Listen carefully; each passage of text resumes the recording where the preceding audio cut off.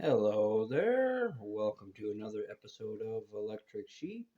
Um, this is kind of a story within a story. If you heard any of the Kingdom R stories, like the one I had a couple episodes ago called Radicus the Destroyer, this story wouldn't really fit in there.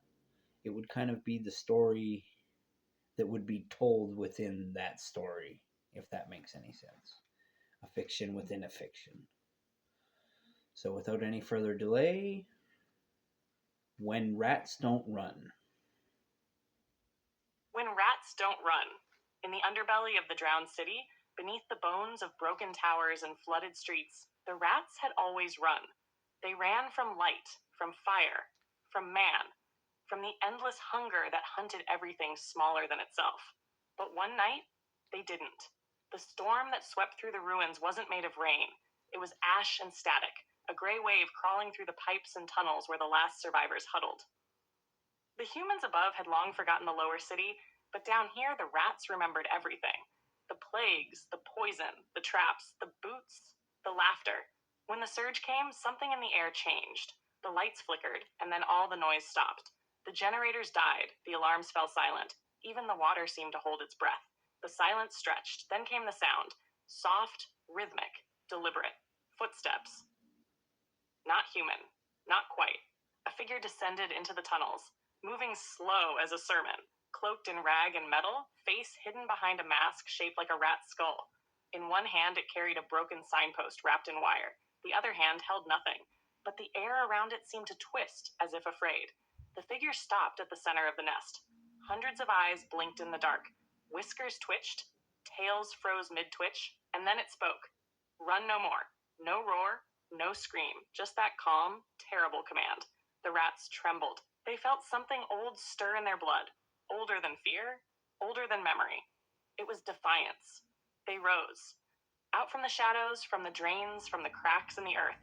Thousands upon thousands, fur slick with oil and rain, eyes burning like tiny suns. The swarm did not scatter this time. They surrounded the intruder, shoulder to shoulder, claw to claw.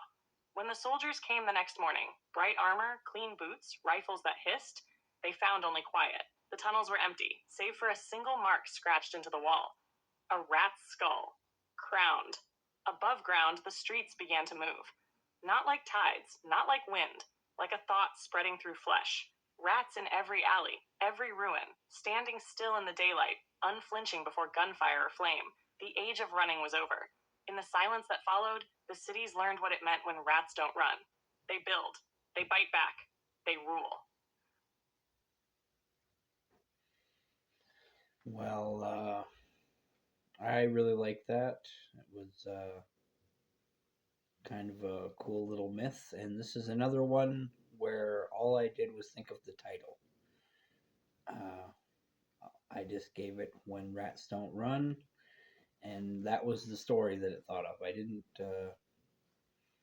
That's why I didn't want to make it part of the main story, more of a story within a story. But I think it fits in really good. I actually still might kind of fit it in a little bit, like it might be kind of a true story within the fiction, or a legend rather than a completely false story. Fact goes into myth. But yeah, uh, my name is Joseph Arthur Roszell, and I want to thank you for watching. And I want to wish you all luck in the world, and I want you to remember that I love you. All right. Talk to you later.